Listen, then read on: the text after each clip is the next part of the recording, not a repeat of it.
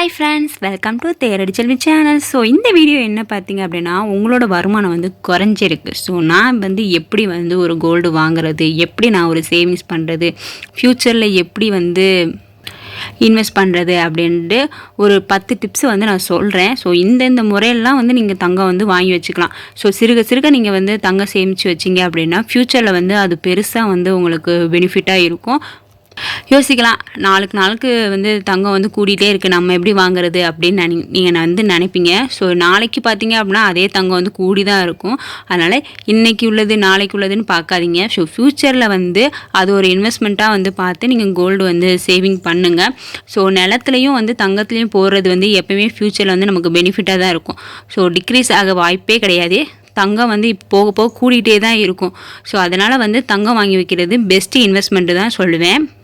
இப்போ தான் நம்ம சேனலை வந்து நீங்கள் ஃபஸ்ட் டைம் பார்க்குறீங்க அப்படின்னா சப்ஸ்கிரைப் பண்ணி வச்சுக்கோங்க. ஆல்ரெடி பெல் பட்டன் வந்து கிளிக் பண்ணிக்கோங்க. அப்போ தான் நான் வந்து போடுற வீடியோஸ் எல்லாம் உங்களுக்கு வந்து நோட்டிஃபிகேஷனாக வரும். இப்போ வாங்க நம்ம வீடியோக்குள்ளே போகலாம். 10 டிப்ஸ் இருக்குது. எவ்ரிடே வந்து நாளுக்கு நாளுக்கு வந்து கோல்டு வந்து கூடிக்கிட்டே தான் போகுது. ஸோ அதனால் வந்து நேற்று பார்த்தீங்க, அதுக்கு முந்தா நேற்று பார்த்தீங்க அப்படின்னா கம்மியாகுது, கூடுது. பட் வந்து ஸ்டாண்டர்டாக வந்து இருக்குதில்ல. இப்போ வந்து 7000 இருக்குது. ஆனால் வந்து தீபாவளிக்கு முன்னாடி வரைக்கும் 7000 இருந்துச்சு. அதுக்கப்புறமேட்டுக்கு 6700 வந்துச்சு. ஸோ திரும்பி அகைன் வந்து 7000. ஸோ அந்த மாதிரி வந்து ஒரு ஸ்டாண்டர்டாக வந்து இருக்காது. அதனால் வந்து கோல்டில் வந்து இன்வெஸ்ட் பண்ணுறது வந்து பெஸ்ட்டு தான். ஃபஸ்ட்டு பார்த்தீங்க அப்படின்னா குறைந்தபட்ச சேமிப்பு. நீங்கள் வந்து ஒரு நாளைக்கு அப்படின்ட்டு பார்த்தீங்க அப்படின்னா ஒரு 50 ரூபா 100 ரூபா அந்த மாதிரி உங்களால் சேவ் பண்ண முடியும். இல்லை அட்லீஸ்ட் ஒரு பார்த்தீங்க அப்படின்னா ஒரு 50 ரூபா இல்லாட்டி கூட ஒரு நாளைக்கு வந்து 10 ரூபா சேவ் பண்ணுங்கள். ஒரு நாளைக்கு பார்த்தீங்க அப்படின்னா 20 ரூபா. ஸோ அந்த மாதிரி வந்து நீங்கள் சேவ் பண்ணுங்கள். ஒரு மாதம் பார்த்தீங்க அப்படின்னா 800 ரூபாலேருந்து ஒரு 1000 ரூபா வந்து நீங்கள் சேவ் பண்ணிக்கோங்க. குறைஞ்சபட்சம் பார்த்தீங்க அப்படின்னா 100 mg கோல்டு காயின் இருக்குல்ல, ஸோ அது வந்து மாதம் வந்து சேமிக்கலாம். ஸோ கோல்டு வந்து பெருசாக வந்து நம்ம சேமிக்கணும் அப்படின்ற அவசியம் இல்லை. ஸோ ஒரு 100 mg கோல்டு காயின் வந்து நீங்கள் வந்து மாதம் வந்து சேமிக்கலாம். அப்போ உங்களுக்கு ஒரு கான்ஃபிடென்ட் இருக்கும், ஓகே நம்மள்ட்ட வந்து இப்போ ஒரு 100 mg கோல்டு காயின் வந்து நம்மள்ட்ட இருக்குது. ஸோ ஃப்யூச்சரில் இப்போ வந்து நீங்கள் 7000 ரூபா கொடுத்து வாங்குறீங்க 1 கிராம் கோல்டு காயின் அப்படின்னா அது வந்து ஒரு 2 மாதம் 3 மாதம் கழித்து பார்த்தீங்க அப்படின்னா அது ஒரு 7500 கூட போக வாய்ப்பு இருக்குது. அதே 1 இயர் கழித்து பார்த்தீங்க அப்படின்னா 8000 வரக்கூட வாய்ப்பு இருக்குது. ஸோ அதனால் வந்து ஒரு கோல்டு காயின் வந்து நீங்கள் வாங்கி வைக்கிறது வந்து ரொம்பவே வந்து பெஸ்ட்டு. ஸோ மாதம் பார்த்தீங்க அப்படின்னா ஒரு 100 mgக்கு வந்து கோல்டு காயின் வந்து சேமிக்கலாம். ஸோ அது வந்து நீங்கள் சேர்த்து வைங்க. ஸோ இப்போ பார்த்தீங்க அப்படின்னா ஒரு கால்குலேஷன் வந்து சொல்கிறேன். ஸோ 100 mg கோல்டு காயினுக்கும் 1 கிராம் கோல்டு காயினுக்கும் எவ்வளோ வருது அப்படின்ட்டு பார்க்கலாம். இப்போ பார்த்தீங்க அப்படின்னா ஒரு கோல்டு காயின் பார்த்தீங்க அப்படின்னா கோல்டு ரேட் பார்த்தீங்க அப்படின்னா 7375 ரூபா ஒரு கிராமு. ஸோ அதோட கால்குலேஷன் பார்ப்போம். இப்போ 100 mg கோல்டு காயின் இருக்குல்ல, ஸோ அது எவ்வளோ வருது? இது 1 கிராம் கோல்டு காயின். இப்போ நம்ம ரேட் எப்படி போடுவோம் அப்படின்னு பார்த்தீங்க அப்படின்னா 1 கிராமுக்கு கோல்டு ரேட்டு ப்ளஸ்ஸு வேஸ்டேஜ் வந்து கொடுப்போமா, ப்ளஸ்ஸு ஜிஎஸ்டி இதெல்லாம் சேர்ந்தது தான் வந்து 1 கிராமுக்கு வந்து கொடுக்குறோம். இதே வந்து காயினுக்கு பார்த்தீங்க அப்படின்னா வேஸ்டேஜ் வந்து கிடையாது, மேக்கிங் சார்ஜ் தான் உண்டு. ஸோ வேஸ்டேஜ் இல்லை, அதான் மேக்கிங் சார்ஜ் உண்டு. அப்புறம் ஜிஎஸ்டி ஆல்சோ எப்பயுமே வந்து உண்டு. இப்போ பார்த்தீங்க அப்படின்னா 100 mg காயினுக்கு பார்த்தீங்க அப்படின்னா அதோட ரேட் பார்த்தீங்க அப்படின்னா 737 ரூபா. ஸோ 100 mgனால இப்போ 7375 ரூபா இருக்கோ. ஸோ அதோட 100 mg காயின் பார்த்தீங்க அப்படின்னா 737 ரூபா. இது வந்து மேக்கிங் சார்ஜ் பார்த்தீங்க அப்படின்னா 50 ரூபா. ஸோ ஒவ்வொரு கடையை பொறுத்து வந்து இந்த மேக்கிங் சார்ஜ் வந்து மாறுபடும். இப்போ வந்து பார்த்தீங்க அப்படின்னா 50 ரூபா இருக்கும், 75 இருக்கும். ஸோ அதுக்கு மேலே வந்து இருக்காது. ஸோ 50 ரூபா நான் வந்து போட்டிருக்கேன், மேக்கிங் சார்ஜ் 50 ரூபா போட்டிருக்கேன். ஜிஎஸ்டி பார்த்தீங்க அப்படின்னா 3% வந்து ஜிஎஸ்டியா. அப்போ ஜிஎஸ்டி எவ்வளோ வருது பார்த்தீங்கன்னா 221 ரூபா. அப்போ எவ்வளோ வருது பார்த்தீங்கன்னா 1008 ரூபா வருது. 100 mg காயின் வந்து 1008 ரூபா வந்து வருது. இதே 1 கிராம் பார்த்தீங்க அப்படின்னா 7375 ரூபா வருது. இதோட வேஸ்டேஜ் பார்த்தீங்க அப்படின்னா 2% நான் போட்டிருக்கேன். சில கடையில் 3%லாம் போடுறாங்க. நான் வந்து வேஸ்டேஜ் மினிமம் வந்து 2% வந்து போட்டிருக்கேன். ஸோ இந்த கோல்டு காயின், இந்த 1 கிராம் கோல்டு காயின் இந்த மாதிரிலாம் பார்க்குறீங்க அப்படின்னா மேக்ஸிமம் வந்து வேஸ்டேஜ் வந்து போட மாட்டாங்கல்ல ஆஃபர் டைமில். ஸோ அந்த டைமில் வாங்குறது ரொம்பவே வந்து பெஸ்ட்டு. நீங்கள் ஒரு காயின் வாங்குறீங்க அப்படின்னா 2 காயின் வாங்கிட்டு போயிடலாம். ஏன்னா ஆஃபர் டைமில் வந்து வேஸ்டேஜ் போட மாட்டாங்கல்ல. இப்போ நீங்கள் வேஸ்டேஜ்னு பார்த்தா 148 ரூபா வந்து கொடுக்குறீங்க. ஜிஎஸ்டி பார்த்தீங்க 221 ரூபா. மொத்தம் பார்த்தீங்க 7744 ரூபா வந்து வருது 1 கிராம் கோல்டு காயின். ஸோ கடைக்கு வேறுபடுமா அப்படின்ட்டு பார்த்தோம் அப்படின்னா, கோல்டு காயின் வந்து கடைக்கு வேறுபடும். அதுவும் இல்லாமல் வேஸ்டேஜ் இருக்குல்ல, அதுவுமே வந்து வேறுபடும். 1%, 2% அந்த மாதிரி கூட நமக்கு வேஸ்டேஜ் வந்து மாறுபடும் அந்த காயினுக்கு. சில பார்த்தீங்க அப்படின்னா நோ மேக்கிங் சார்ஜ் வந்து இருக்கும், வேஸ்டேஜும் வந்து இல்லாமல் இருக்கும் ஸோ கோல்டு காயினுக்கு. ஸோ அந்த மாதிரி கடையில் இருக்கிறத வந்து வாங்குறது வந்து பெஸ்ட்டாக இருக்கும். இப்போ 100 mg காயின் வந்து எங்கே இருக்குது அப்படின்னு பார்த்தீங்கன்னா ஜிஆர்டியில் வந்து இருக்குது. ஸோ அங்கே நீங்கள் வாங்கணும் அப்படின்னா வாங்கிக்கோங்க. ஆனால் பொதுவாக வந்து எல்லோரும் கேட்டுகிட்டே இருக்கீங்க ஒரே கடையில் வந்து வாங்குங்க. நான் வந்து ஒரே கடையில் வாங்குறது தான் நான் சொல்லுவேன். திரும்பி வந்து நம்ம ரீசேல் பண்ணணும் அப்படின்னா அப்போ வந்து கழிவு வந்து கொஞ்சம் கம்மியாக எடுப்பாங்க. ஸோ 1% தான் கழிவு வந்து எடுப்பாங்க, ஏன்னா அவங்க கடையிலே வந்து எடுத்து நம்ம கொடுக்குறனால.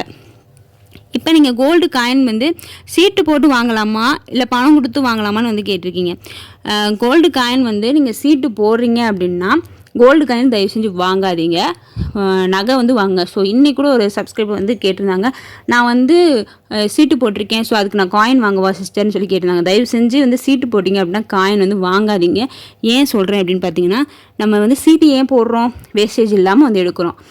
ஜுவல்ஸுக்கு பார்த்தீங்க அப்படின்னா 18% வந்து ஆஃபர் வந்து கொடுப்பாங்க. ஸோ 18% வேஸ்டேஜ் உள்ள நகை எல்லாமே வந்து நீங்கள் எடுத்துக்கலாம், சேதாரம் இல்லாமல் அப்படின்னு, செய்குள் இல்லாமல் எடுத்துக்கலாம் அப்படின்னு சொல்கிறாங்க.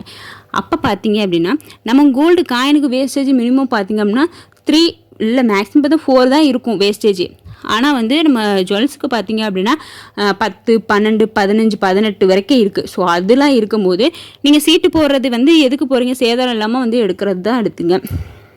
ஸோ அதனால் நீங்கள் காயின் வந்து நமக்கு ரெடி காசாக இருக்கிறத கொடுத்து நீங்கள் காயின் வாங்குங்க. சீட்டு போடும்போது வந்து கண்டிப்பாக வந்து ஜுவல்ஸ் வந்து பர்ச்சேஸ் பண்ணுங்கள். என்னை பொறுத்த வரைக்கும் ஜுவல்ஸ் பண்ணுறது தான் வந்து பெஸ்ட்டு. ஏன்னா இதுக்கு ஜுவல்ஸ்க்கு வந்து வேஸ்டேஜ் வந்து அதிகம், காயினுக்கு வந்து வேஸ்டேஜ் வந்து கம்மி. பெஸ்ட்டு பார்த்தீங்க அப்படின்னா மாதம் என்னால் வந்து ஒரு அமௌண்ட் வந்து சேவ் பண்ண முடியும். நான் வந்து ஒரு வேலைக்கு போகிறேன், இல்லைனா வந்து ஹஸ்பண்ட் வந்து என்கிட்ட தான் அமௌண்ட் கொடுக்குறாங்க, ஸோ அதுலேருந்து எனக்கு ஒரு 1000 ரூபா 2000 ரூபா வந்து எனக்கு கிடைக்குங்க அப்படின்னு நீங்கள் நினைக்கிறீங்க அப்படின்னா கண்டிப்பாக வந்து சீட்டு போடுங்க. ஸோ நீங்கள் நகை சீட்டு போட்டிங்க அப்படின்னா சேதாரம் இல்லாமல் நம்ம வந்து எடுத்துக்கலாம். இப்போ மாதம் என்னால் வந்து 100 mg 1 கிராம் காயின் வந்து சேமித்தா லாபமானு கேட்டிங்க அப்படின்னா கண்டிப்பாக வந்து லாபம் தான். அதுக்கு வந்து வேஸ்டேஜ் வந்து கம்மியாக தான் இருக்கும். ஏன்னா அதான் ஃபஸ்ட் ஆஃப் ஆல் சொன்னேன்ல, ஃப்யூச்சரில் வந்து எப்படியுமே வந்து கோல்டு வந்து இன்க்ரீஸ் ஆகிட்டே தான் இருக்கும். ஸோ அதனால் வந்து எப்போயுமே தங்கம் தான். அதனால் அது வந்து குறைய வாய்ப்பே இல்லை. அதோட தரம் வந்து மட்டமாக ஆகிற போகிறதே கிடையாது. அதனால் ஃப்யூச்சரில் அதோட வேல்யூ வந்து கூட்டிகிட்டு தான் போகும். ஸோ கம்மியாக வாய்ப்பே இல்லை.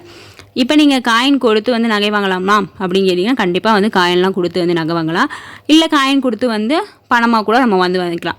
ஆனால் இது என்ன ஒரு முக்கியமான இது பார்த்திங்க அப்படின்னா, ஒரே கடையில் வந்து நீங்கள் காயின் வாங்கினீங்க அப்படின்னா உங்களுக்கு வந்து சேல்ஸ் பண்ண அதுக்கப்புறமேட்டு நகை செய்கிறதுக்கு வந்து கொஞ்சம் ஈஸியாக இருக்கும். இல்லை நீங்கள் ஆசாரிகிட்ட செய்கிறீங்க அப்படின்னா ஒன்றும் பிரச்சனை இல்லை. ஸோ நீங்கள் காயினாக வந்து சேவ் பண்ணலாம். நான் ஆசாரிட்டு தான் கொடுத்து நகைலாம் செய்கிறேன் அப்படின்னா நீங்கள் காயினாக வந்து சேர்த்து வச்சுட்டு அப்போ நீங்கள் உங்கள் ஆசாரிட்ட வந்து சொல்லி பெரிய நகையாக கூட நீங்கள் வாங்கிக்கலாம். 8 பாயிண்ட் பார்த்தீங்க அப்படின்னா மாதம் வந்து 100 mg கோல்டு காயின் கூட நம்ம வாங்கிக்கலாம் மினிமமாக பார்த்தீங்க அப்படின்னா. குறைஞ்சபட்சம் அமௌண்ட் வந்து உங்கள்கிட்ட இருக்குது, என்கிட்ட ஒரு 1000 ரூபா 2000 ரூபா நான் இது பண்ணுறேன் அப்படின்னா வந்து அது ஒரு இன்வெஸ்ட்மெண்ட் மாதிரி தான். ஏன்னா இப்போ உங்கள்கிட்ட வந்து காசு இருக்கும்போது அது வந்து செலவாயிரும். இதே வந்து ஒரு கோல்டு காயின் வாங்குறீங்க அப்படின்னா அதோட வந்து ஒரு ஃப்யூச்சருக்கு ஒரு இன்வெஸ்ட்மெண்ட்டாகவும் இருக்கும். அது இல்லாமல் நீங்கள் தேவையில்லாத செலவு இருக்குல்ல, அது வந்து நம்ம குறைக்கவும் செய்யலாம். குறைச்சிட்டு நம்ம சேமிப்பை வந்து அதிகமும் படுத்தலாம். ஸோ தினமும் ஒரு 50 ரூபா சேமித்தா கூட போதும்.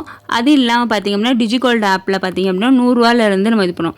தங்கமயிலில் இருக்குது, போத்தி சொர்ணமகளில் இருக்குது. அது தவிர இன்னும் ஒரு ஜுவல்லரி ஷாப் கூட இருக்குது. ஸோ அது வந்து நான் போடுறேன் அந்த ஜுவல்லரி ஷாப்பில். அதுலேயும் பார்த்திங்க அப்படின்னா டிஜிகோல்டு வந்து இருக்குது. ஸ்ரீகுமரன் தங்க மாளிகைலேயும் வந்து டிஜிகோல்டு ஆப் வந்து இருக்குது. இப்போ பார்த்திங்க அப்படின்னா தினமும் ஒரு 50 ரூபா சேமித்தா கூட நமக்கு போதும். இதே 50 ரூபான்னு சொன்னது வந்து ஆப் மூலயமா நிறைய ஆப்லாம் இருக்குது. ஸோ அதில் பார்த்திங்க அப்படின்னா 50 ரூபா 100 ரூபா அந்த மட்டும் எவ்வளோ காசு இருக்கோ நம்ம அது வந்து நம்ம வந்து சேவ் பண்ணிக்கலாம். அப்படி சேவ் பண்ணுறதுனால என்ன பண்ணுறோம் அப்படின்னு பார்த்திங்கன்னா இன்வெஸ்ட்மெண்ட்டுக்காகவும் ஆயிடுது, ஒரு சேவிங்காகவும் ஆயிரும். ஃப்யூச்சரில் வந்து ஒரு நல்ல ஒரு வேல்யூவான அமௌண்ட்டுக்கு வந்து அந்த பொருள் வந்து போகும். இப்போ நீங்கள் காயின் வாங்கியிருக்கீங்க அப்படின்னா ஃப்யூச்சரில் வந்து அதோட ரேட் வந்து கூடிக்கிட்டே போகும். நீங்கள் தங்கம் உயர்ந்து கொண்டே தான் போகுது. ஸோ அதனால் சேமிப்பை வந்து நீங்கள் ஆரம்பிங்க. சிறு துளி பெருவெள்ளம். ஸோ இந்த வந்து வீடியோ வந்து உங்களுக்கு பிடிச்சிருக்கும்னு நினைக்கிறேன். ஸோ தயவு செஞ்சு வீடியோ பார்க்குற எல்லாருமே வந்து சின்னதாக வந்து ஒரு கோல்டு காயின் கூட வாங்குங்க. இல்லைனா ஒரு சீட்டு போடுங்க. பெஸ்ட்டு வந்து சீட்டு போடுறது கோல்டு காயின் வாங்குறதுன்னு சொல்லுவேன். ஓகே, இந்த வீடியோ வந்து உங்களுக்கு பிடிச்சிருக்கும்னு நினைக்கிறேன். இந்த வீடியோ உங்களுக்கு பிடிச்சிருந்துச்சுன்னா தேடி சொல்லி சேனலை சப்ஸ்கிரைப் பண்ணுங்கள். தேங்க்ஸ் ஃபார் வாட்சிங். பாய்.